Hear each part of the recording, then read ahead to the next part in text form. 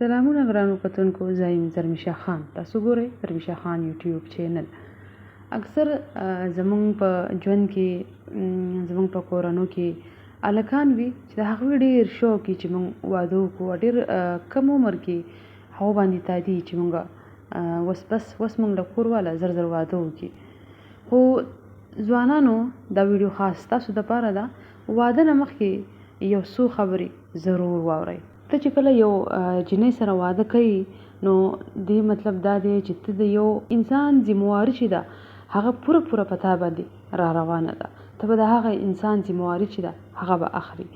د هغه انسان جذبات، عزت نفس، خوشحالۍ خیال کول وستا فرض دي. صرف دا نه ده چې ته پیسې ګټي.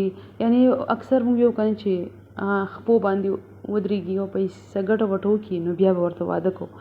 دا هم ډېره ضروري ده. خو دین علاوه وخت ورکول، ستا ښځه څه وایي د هغې خبره اورېدل او په د هغې سات ورکول دا ډېره زیاته ضروري ده. ته چې خپل ښځې ته لږه هم بې توجه شي ورته نو دې سره څه کېږي، د ښځې د نه زړه ماتېږي. او دا خبره چې ده په خلاص غوږونو واوره. ښځې ته به توجه ورکوئ، هغې ته به وخت ورکوئ. ښځې خرچه اوچتول ستا فرض دي، احسان نه دی. دا واوره خبره د هغې د غوښتو نه بغیر هغې ته چې څه پکار وي ښه هغه ورته راوړې. سهار چې پاسي د کور نه وځي نو ښځې نه به اول دا تپوس کوي چې تا له څه پکار دي زه درله راوړم. هغه جنۍ به خپل کور، خپل مور او پلار وروڼه خویندې به پرېږدي او ستا دپاره به ستا کور له راځي. نو د هغې تحفظ بیا ستا فرض دی.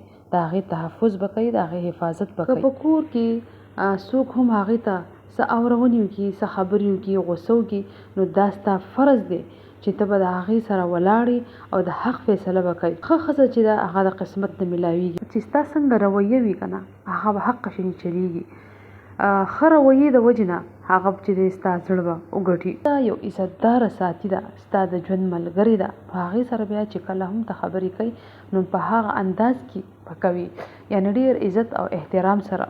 واده د زندگی بر یو ذمہداري ده او ته به خپل ځان ډېر ښه خاوند چې دی هغه به ثابته کوي.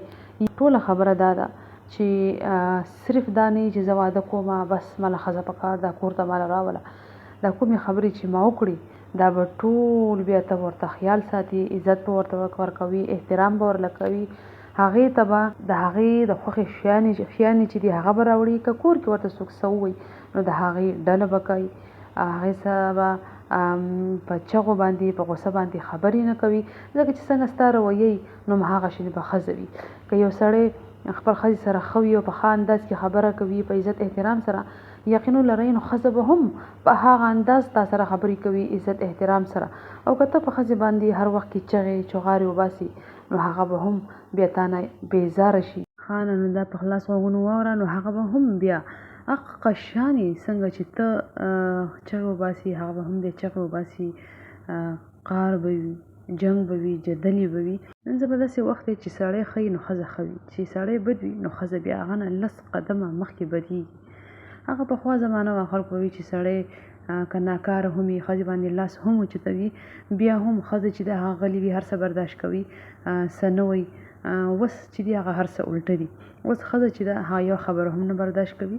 دا نیو جنریشن دی. بس دا یو څو خبرې وي ځوانانو چې تاسو سره مې شریکولې. که دې خبرو ته تیار یې نو واده وکئ، او که نه که دا نشي برداشت کولی نو بیا واده نوم چې دی هغه مه اخلئ. ځکه دې کې دا هم ده چې واده نه مخکې ژوند چې وي هغه داسې وي چې انسان آزاد وي. مثلا ملګري تاسو ته اواز وکړي تاسو په لاړ شئ بیا هغه نیمې شپې واپس راشئ. واده نه بعد به دا شی بالکل به نه وي. ځکه ښځه دا هېڅکله نه برداشت کوي چې سړی یعنې زما خاوند چې دی هغه کور ته لیټ راشي. دې ویډیو نه چې ته الټه مطلب وانخلئ. زما مطلب دا هرګز نه دی چې واده مه کوه. زما مطلب دا دی چې کله یو انسان واده کوي نو هغه باندې ډېرې ذمهواریانې چې دي هغه راځي. نو خپل د ښځې ذمهواري چې ده هغه به صحیح په خوبي که ته ادا کولی شي، هغه خوشحاله ساتلی شي، هغې له عزت احترام ورکولی شي. بسم الله وکړه.